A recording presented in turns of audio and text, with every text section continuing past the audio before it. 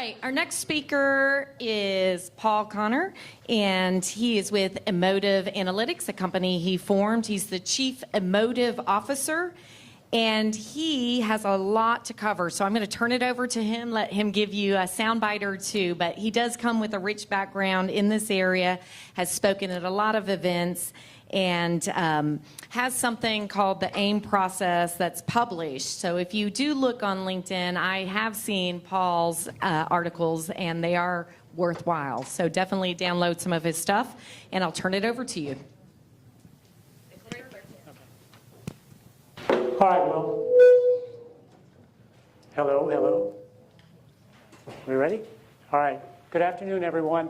I am thrilled to be here this afternoon to ever so briefly introduce you to implicit association measurement techniques. I'm going to begin very quickly by performing an amazing feat. Here's how it works. Here's what I need you to do. I'm going to show you a number of images like you see here on the screen. And every time you see one of those images, I want you to indicate to yourself whether you think that image is appealing or unappealing. Now, I'm going to show you a lot of other types of images too, but look for images like this one. Every time you see one, indicate to yourself whether you think it's appealing or unappealing. You ready? Here we go.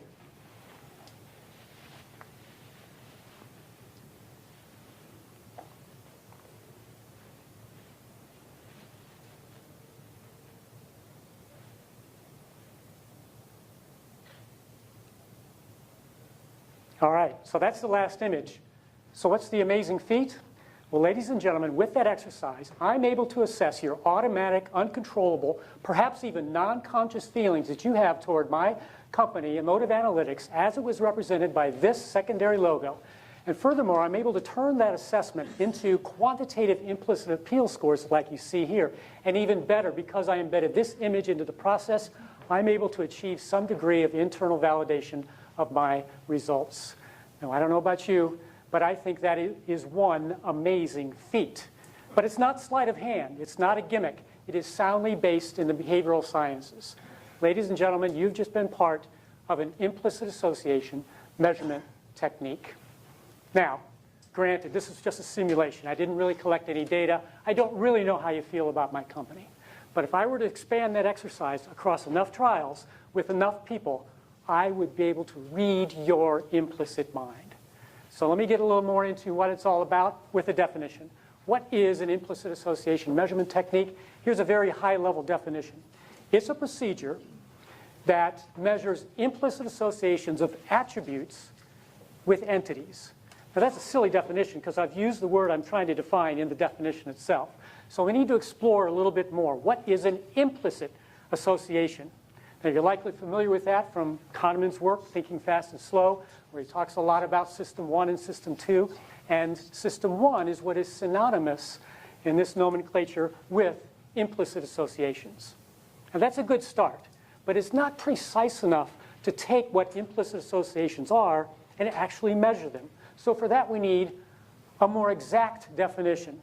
David introduced some behavioral scientists, DeHoor and Moores, and I also will throw in Brian Nosek, who's done a lot of work on what exactly an implicit association is so that we can take them into implicit association measurement techniques.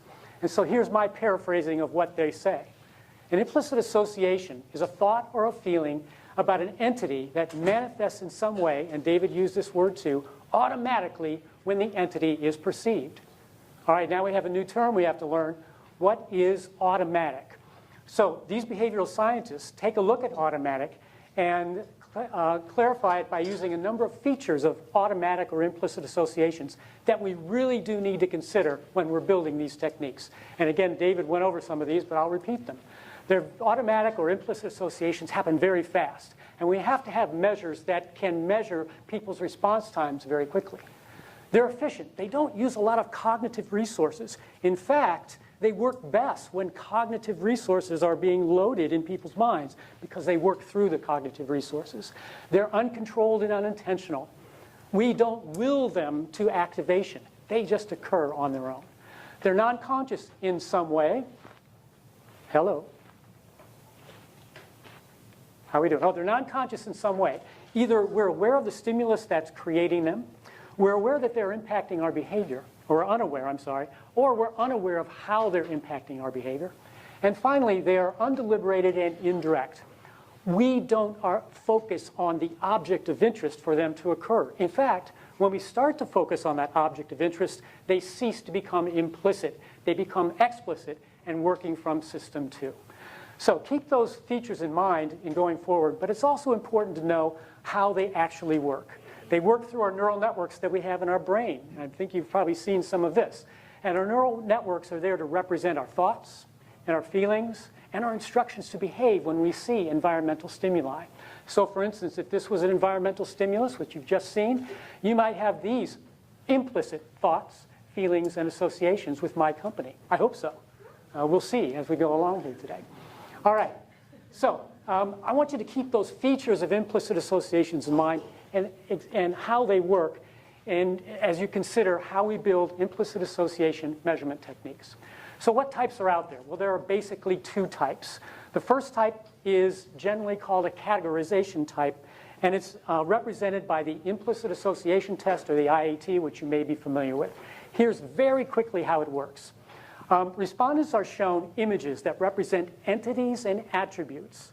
And they're asked to assign these images into categories that are also entity and attribute defined. So Coke or pleasant, Pepsi or unpleasant.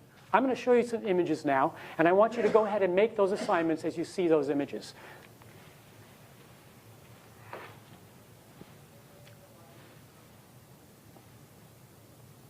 All right, so that's one set of trials in an IET. A second set of trials then reverses the categories in this way. Now on one side is Coke or unpleasant, on the other side Pepsi or pleasant, and similar images are shown. So do the same task now.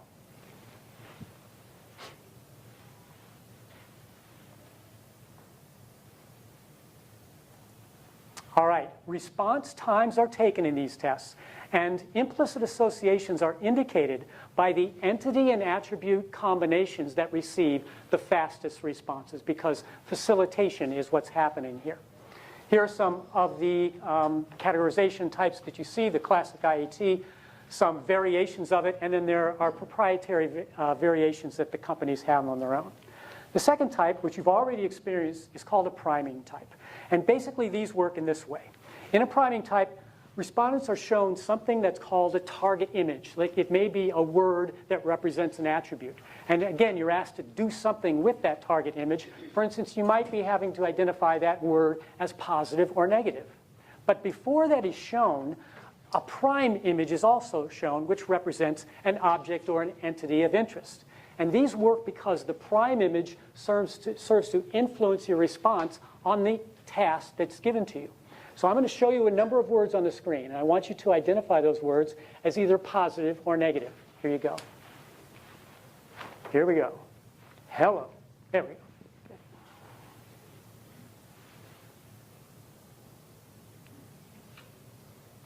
All right, so what's happening is that the prime is influencing how you perform on that task, and implicit associations are indicated by comparing the trials in which the prime occurred to the trials in which the prime did not occur. Very quickly, that's how they work. So there are several types out there: semantic, evaluative, and affective priming. One affective priming tool that we use at Emotive Analytics is called the affective misattribution procedure. And then there are other proprietary adaptations as well.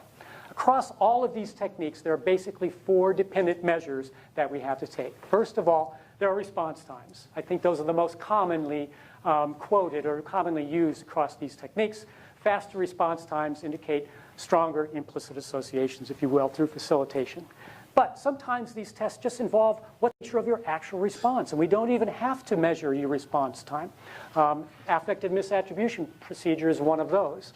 Approach avoidance tasks, and I think Aaron Reed may be talking about this a little bit later, but basically sometimes people are just asked to move something away from them in avoidance or toward them, a joystick, or just move their finger on a screen. And what happens here is that as people move things away, that's associated with more negative valence. As they move things toward them, that's associated with more positive valence. And finally, because some of these tests involve right or wrong answers, error rates are taken into consideration in the scoring sometimes. Sometimes they're not. All right. So there are various things that are important to look for when you're executing these tests. First of all, if you're doing priming, it's very important to have the sweet prime time. That is the amount of time that the prime image is shown on the screen. What we found is that somewhere between 200 and 300 milliseconds give us the best implicit effects. It's also very important to have multiple trials per entity attribute combination. So when you're combining these things across trials, don't just do it once or twice because you won't get very reliable measurement. You have to do it many, many times, somewhere at the low end in the teens, up in the 20s, and maybe even the 30s if you have time in your surveys.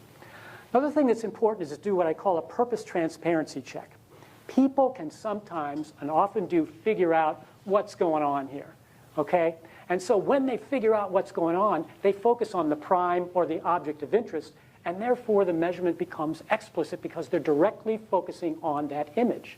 So it's good to put a purpose transparency check into your test to see, are people figuring this out? And if they are, maybe you would not want to include those people, or maybe you want to do a different test.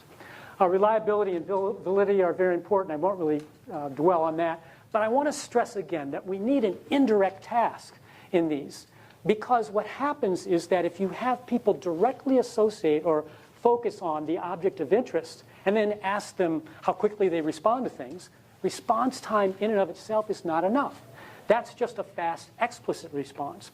You need to have an indirect measure of whatever where you're not having people focus on the object of interest for it to be truly getting at implicit associations. All right, I'm going to finish by talking about the future. Where do we really need to go in this to get better measurements of implicit associations? There are three areas I want to touch on very briefly.